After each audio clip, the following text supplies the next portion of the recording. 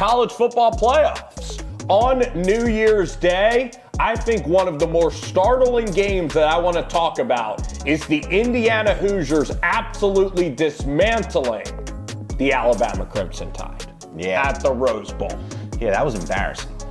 I'll just be flat out honest. I was absolutely embarrassing. And if you know anything about college football this year and you're not these guys that just looks at the rankings or box score watcher, you knew Texas A&M was a fraud. Like Oklahoma was a fraud. You knew some teams going into this had little to no chance. So the impressive come-from-behind win from Alabama didn't say so much about Alabama. It said what we already knew about Texas A&M, a team that can't even beat Texas. Like, Marcel Reed had a great story, but we saw what happened when the lights got brightest. When you could have closed out a perfect season, the biggest game in A&M's history, I would say, was getting that perfect season. He choked. Then your next biggest game is against Alabama. It was against Miami. It was against Miami. Couldn't score a touchdown. Yeah. Same thing with Oklahoma. Oklahoma, the biggest game of the season all that year was that Alabama game. The first time you won it. Then the next biggest game all year was Alabama again. In Norman. And you crumbled. That's what we know of Oklahoma in this past decade, right? We know of them as crumbling. Even with our quarterback, Jalen Hurts. How about Baker Mayfield? What'd they do? Big 12 champions. And then took Georgia to double overtime with Jake Fromm. And didn't win that game. No. But one and done. They made the playoffs. Kyler Murray, Lincoln Riley. Great. You know who else Great made the offenses. Texas, and they won 2 total games. They won more games than A&M and OU. What? No, you lost to Washington and Michael Penix. Yes, eventually, but we won a game. And then the year after, we won one game. Because the playoff expanded. We won. Baker would be in there. We won our first game both years that we were in the college football playoff. That's all I gotta say. I don't know what else to say to you. We didn't not win, and especially at home. Who are the only teams that ever lose a home playoff game? Oklahoma and A&M. Exactly. Thanks for playing. I'm just saying what the diehards know. Anybody that was watching these games were like, should we have put A&M? Maybe we should have put Notre Dame. I just think A&M 11-1. They beat Notre Dame on the road. What'd they finish? 11-2. They beat Oklahoma. I'll tell you who they beat. Notre Dame on the road. And who they lose to? Texas. Yeah. Guess who else lost to Texas? Oklahoma. You can't beat. You didn't even score a touchdown against Texas. His thumb was all messed up. Oh my God! They went to Alabama. What was the excuse in the second half? They went to Alabama and won. So how's that make sense? I think the playoff was fine. Collapse in the second half. That's all I got to say. It was disappointing. Yeah. Anyway. And let's be honest, that Alabama game, Alabama was a play or two away from winning that game too. So let's not just act like they dog walked Alabama, but they got dog walked in the second half. They did. Oklahoma, disappointing. Again, we're going to have to see what John Mateer is going to do in year 2 of this offense with Ben Arbuckle. And Brent Venables. The biggest Christmas present and the best New Year's present that I got was having Marcel Reed and Mateer return back to their schools. Thank you. The Lords are looking out for Texas. 2 quarterbacks that can't beat Texas. Stick in there. Oh, love it. Absolutely. Do you love Marcel Reed? I think Marcel Reed. He's a great player. I think he could come back to hurt you. We'll see. I'm more worried about Colin Klein leaving that offense. I'm very worried. Very worried. Wiggins now being an offensive coordinator for the first time. You're 11-0 and couldn't beat Texas, but now all of a sudden you think you're going to beat them next year. Texas is going to be dangerous, I'll tell you this. How about Miami? How about the U? How about Mario getting the monkey off of his back, beating Ohio State? Julian Sayin, this is what I'll say. Julian Sayin's kind of been a fraud in these college football playoffs. How many points against Indiana? 10. Yeah. How many points against your team, Texas, first game of the year? 14. Pathetic. And then against Miami, he has Jeremiah Smith, Carnell Tate. I got to say, Carnell Tate may be a top 5 NFL draft pick. He alligator armed that pass. Dude, he's a player. But he made some big plays all season. He did, but he was scared of that Miami defense. Well, let's be honest. That Miami defense, the way that they run that defensive stunt on the fronts, like they line Bain up right next to their other defensive lineman. They just send them both through the quarterback's right side. Huh. That's such an amazing defensive strategy to Stunt. put both of your best defensive players on one side of the field. Corey Havermans, is it Mesidor? Mesidor. But you bring both of your best defensive linemen to the right side. The quarterback's not blindside. The quarterback, it's so genius because that's all they're staring at. They can't even look at the field because all they're doing is watching, is my protection going to hold up here? And you can't double both of them. You can't slide everybody because then you're going to leave a corner blitz over here. And credit to Miami. Mario Cristobal, he for whatever his record was in the past and his big game mentality, I mean, he did coach under who? Nick Exactly. Saban. And but he also couldn't win the big game. At Oregon with Herbert, they lost to Stanford. Against Georgia Tech, they couldn't kneel the ball out correctly. You're right, but I didn't expect Mario to do this, man. I didn't expect it either, but at the end of the day... Carson Beck threw 4 interceptions against Louisville. That was a bad loss. But I got to give Carson Beck credit. He's tough. That first down run, I'm happy for Miami. I think that I'm happy for them as well because I just love watching Michael Irvin smack Daddy's BTA. absolutely. He's got beef with that water cooler, man. It's insane. I love Michael Irvin. I love him. I'm all for that energy. Are you all for that energy? That's what makes college football amazing. People are like, what's Michael Irvin up to or doing? I love that Ray Lewis is there with Michael Irvin. Love it, dude. I absolutely love it. And Miami's got the stars of all stars. They have a Hall of Fame all-time. They got Ray Lewis, rest in peace, Sean Taylor. They have Ed Reed, The Rock. They have everybody. Clinton Portis, Santana Moss. You could go on and on and on and on of their list of all. Coach O, The Rock, bro. They are legendary. They're the U. The U is, but it hasn't been relevant in 20 years. Benny Testaverde, you can go on and on. Yes. I listen. They haven't been relevant for years, but now in the NIL era, go to Miami, go to South Beach, get to play at Hard Rock. That's a big selling point for NIL. I mean, look at Carson Beck. That is so much. He fun. went there, and now he's mingling. We'll say, and now he's winning big. I think Michael Irvin's having a lot of fun. Oh yeah. I want to hang out with Mike. But I mean, think about it. You got the playmaker. You get a chance to be around all that NFL talent because they all go back. You know what I mean? Yeah. Warren Sapp, you name it. They all go back. Andre Johnson. Oh yeah, dude. Andre Johnson underrated by the way. It's crazy. It's crazy. They got all the hype. It's fun that the U is back. Their defense is legit. They are running the ball with Fletcher. And Ohio State, Ryan Day, listen, you won a national championship, but can he call plays in the big moments? And Julian's saying he's a little bit smaller. I don't think Julian Sand's gonna win a national title in his college career. I'll just say this.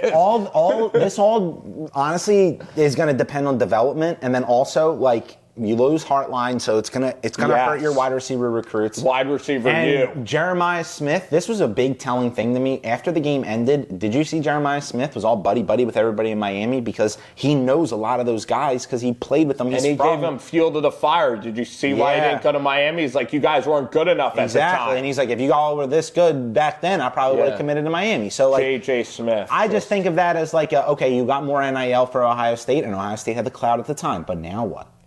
J.J. Smith he's that special, this player. And I mean, Julian's saying who does he remind you of? Because I have a guy that he reminds me of, and I think he's going to be a decent player. I really do think he already is a good player. I think so too, but he kind of reminds me of from Mizzou, Cook. Brady Cook. Okay, a little on the smaller side, but accurate. But accurate and tough. I'm actually going to say Drew Brees. No, not that good. Not that good. He was not pinpoint. He was pinpoint. I think Sayan is a good quarterback, and I think that he's got a lot of talent around him. But what's Ohio's a common theme with all these teams? Whenever they have a bad team or whenever they're a good team, what's their biggest weakness? That's O-line. That's why I'm a big Marcel Reed guy. I think Marcel could even be Jalen Hurts. I think I think it can be your boy this Jalen is controversial Hurts. to I say. like mobile quarterback. I do too, especially in college. You need to be mobile. Like Arch Manning isn't successful at all without being no quarterback in college. He was faster than freaking Underwood, dude. He made Underwood look like a slow quarterback. I know, it's crazy. I thought Underwood was going to be like Denard Robinson. Underwood looked shaky. Yeah.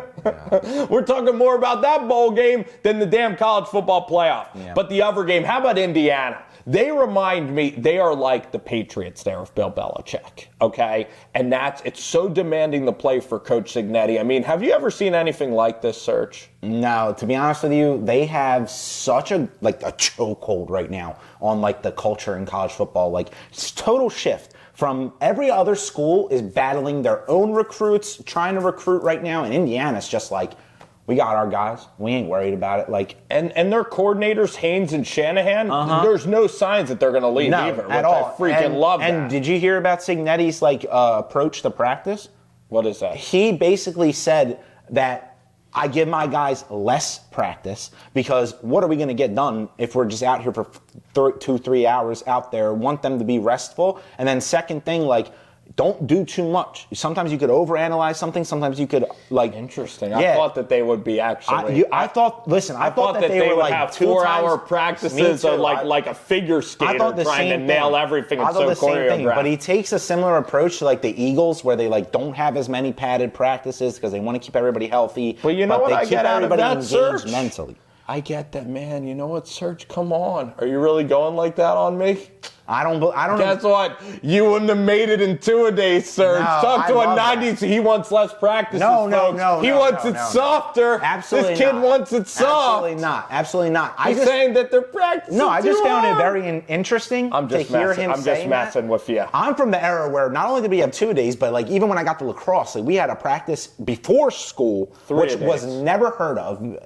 Back then, when you had a practice in the morning before you even got to school. Some schools don't even have a gym. Puke and Rally City, right? We would have a practice before school, then we'd have conditioning practice as soon as we got done to class, and then later in the night after the turf cleared out, we would get the lights, and that would be the varsity practice.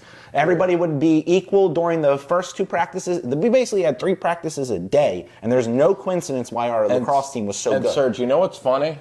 Now you're the old men coming back and saying, you kids have it so easy. No, dude, so easy. But that's the point of we're getting old. No, but you're right about the Eagles. And this late in the year, you do have to protect your body. Because the meathead and the practicing is all fun, in theory. The days of Oklahoma drills every single practice is gone. But you can overload mentally. Yes. I agree. And kind of give your guys less confidence if you are squeezing them too tight. Sometimes, but Cignetti, what does he say, man? He wins. He's just... It's crazy. When you get the right message, it hits. You know what's interesting? Last thing about Sig before we go to NFL. It's very interesting. He didn't allow Mendoza, or he didn't want Mendoza to go to the Manning Passing Academy. Yeah, because he kind of wanted that little culture. Yeah, he wanted him, and Mendoza was like, oh, absolutely. Think about that. You get that opportunity as a kid. You think about it. These kids, they only get one chance to make as much money, make as much publicity, do all that stuff. Amen. It's a physical sport. It's amazing for him to just willingly be yeah, you know what? I'll stay here with my guys while everybody else is getting all the glamour. We're working. It's like a cult, and I mean that in the best way. A cool cult, because it is they're secretive, man. Secretive. That's where they're kind of no one knew this about Patriots. their practice. No one knows. How did this not leak? But the secret sauce of how specific they are, I'm telling you that there's some deep secrets with those coordinators. I know, and that's what it takes. He's doing some voodoo-like stuff because they're so synchronized. When I watch their offensive line, when you watch that running scheme, what do you see when you watch that run game? Bro, I see terrific. I can't say much better about that offensive line. Oh my God, their technique is fantastic. Their ability to get to some of those blocks out to their right or out to their left, they're playing guys that are fitting themselves specifically. Defenses aren't stupid. They're going to put themselves in gaps that are going to make this a long reach for you. But the way that they're able to communicate that, and credit to Mendoza, the way that he controls that protection. They have, and their running backs are willing blockers. Everybody is just willing to die for that team. And Alabama has, well, first off, they had the kid Key. going the portal. He's a 5-star. Jan Pierre's a stud. I'm excited to watch him. Alabama has dudes and athletes. We thought. They have better athletes than Indiana. But Indiana, the synchronization of the run scheme, they always push the player ahead. Too. Always. They're like 1, 2, 3 yards out like off the line of scrimmage before the running back even gets to the hole. I can't believe we live in a world where Indiana is beating the dog crap out of Alabama football. I can't either, but when Cignetti got there... we live in that world. And I actually like that part of the portal. So when I hear people complain about the portal, I'm like, this is the benefit of it, is this parity. Yeah, the parity. Like, getting a chance for, like... I mean, as much as I hated the G5s being in, like, it is cool for them to even get a chance at the dance. You know what I mean? Like, and that's... You earn it, you know what I mean? And then also, like that, like you got the money, you can maybe start spending some more, you know what I mean? I love that dream. It's the American dream, right? It is being able to build from nothing to something. It is the dream, but the Power 5, like Indiana right now. It's definitely tough. Mark Cuban, like they do, and I think the G5 can have an incredible playoff. I mean, the FCS had an outstanding Oh my God, that was an amazing, that player that hurdled and then dove into the end zone, bro, effort. Dude, I know you're all about that. Montana State beating Illinois State. Some say Montana State is the best rivalry. That's what they say. They say that that's the best rivalry on that side of the East. It was more expensive than any playoff game was that football game. That would have been a bucket list thing. That is a bucket list thing. For the Spence and Serg show. We're going to talk NFL on the other side.